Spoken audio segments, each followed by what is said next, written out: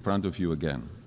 Today, I wish to address two main issues: United Nations achievements and necessity of its reform, and prospect of multilateralism in the light of Russian aggression. 80 years ago, the United Nations was founded with great hope to prevent war and destruction, never to repeat the horrors of World War II. My country proudly stood amongst the founding nations, signing the charter that would become our collective moral compass. Since 1945, we have witnessed remarkable achievements. The United Nations helped to prevent another full-scale world conflict. It assisted in dissolution of colonialism and rise of new sovereign countries in Asia, Africa, Europe, and Latin America.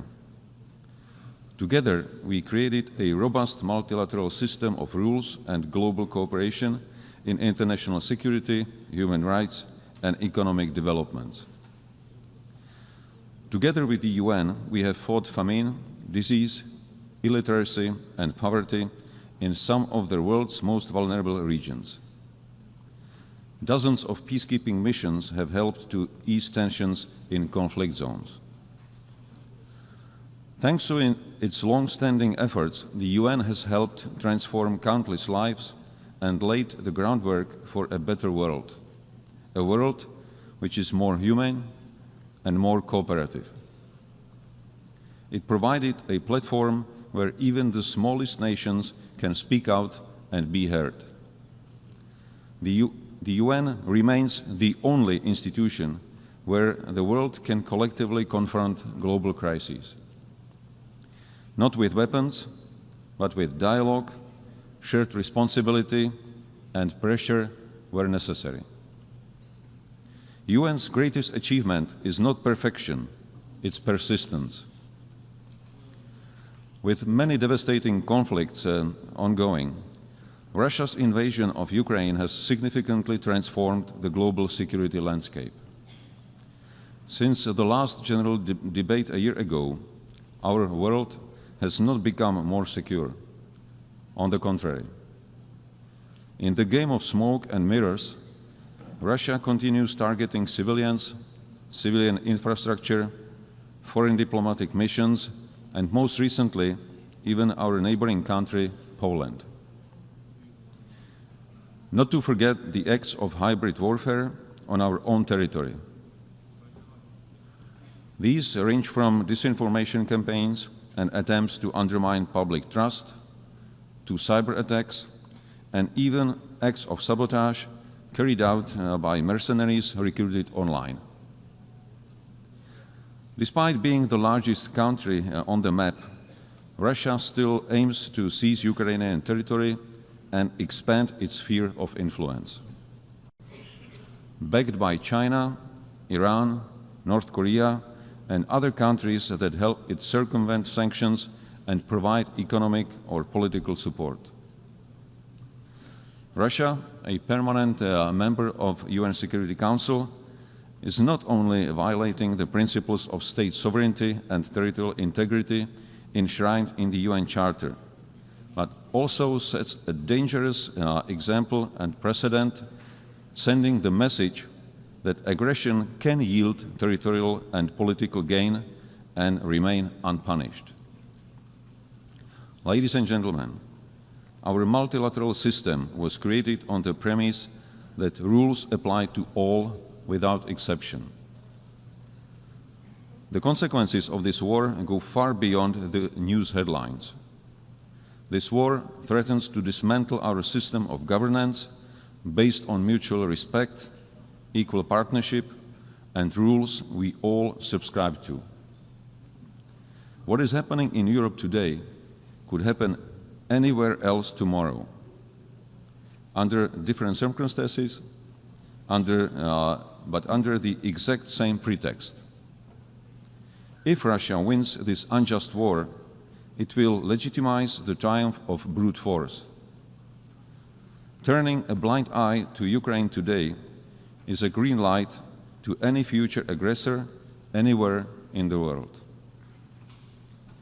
Disruptions of the status quo in the Taiwan Strait or elsewhere in the Indo-Pacific would further destabilize global security and trade. Geographical distance offers no protection. Security in one part of the world is directly linked to security everywhere. Tolerating the principle of might makes right will lead to the end of multilateralism and the beginning of life under principles dictated by a powerful few. It would be a future with history deliberately rewritten, with lies promoted as facts, and with truth slowly disappearing from our discourse and memory.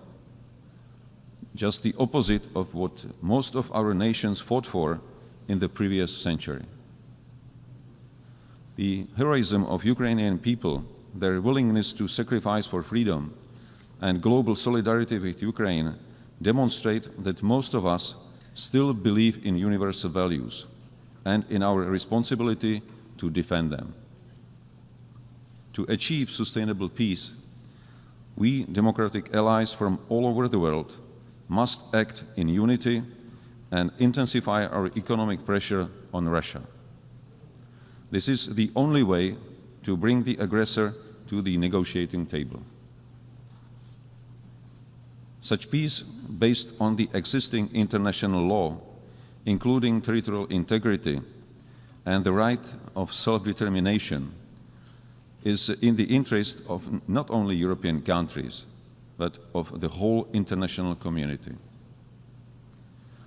Any future peace agreement must send a clear message worldwide that aggressor must not be rewarded and borders cannot be changed by force. Ladies and gentlemen, the structure of the UN was based on the outcome of the World War II. Today, one of the UN Security Council permanent members is waging a ruthless war while obstructing any constructive solutions put forward. It is in light of these new geopolitical realities that we need a strong and effective UN system capable of responding to today's global challenges, from security threats and climate change to rapid evolution of new technologies. Otherwise, we risk sliding into a world that is more fragmented, more dangerous, and far less predictable. Czechia welcomes the UN initiative and the commitments in the Pact for Future. Yet these ambitions stand in stark contrast with today's reality. In the light of Russian aggression against Ukraine, the UN Security Council is currently failing its purpose and mission. Therefore, we advocate for a comprehensive reform of the UN Security Council for greater effectiveness, inclusiveness, transparency, and accountability, with the aim to honor the principles of the UN Charter and to strengthen the voice of underrepresented regions. Freedom and human rights are not granted entitlements. They are hard-won principles that must be cherished and protected. Security Council membership should not be seen as a matter of prestige or privilege, but above all, a responsibility to defend global peace. That's why Czechia is seeking a non-permanent seat on the UN Security Council for the term 2032-33, with a clear commitment to uphold the rules-based international order.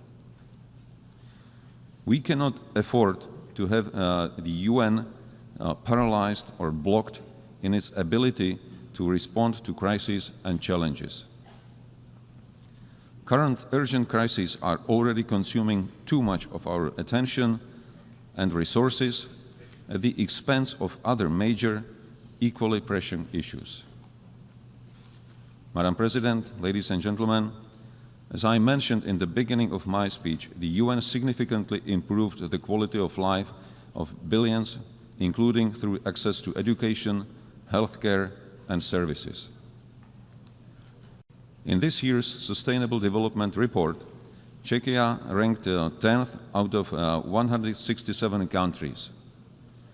I am fortunate to be a citizen of a country which by global standards offers a secure and comfortable life. This doesn't mean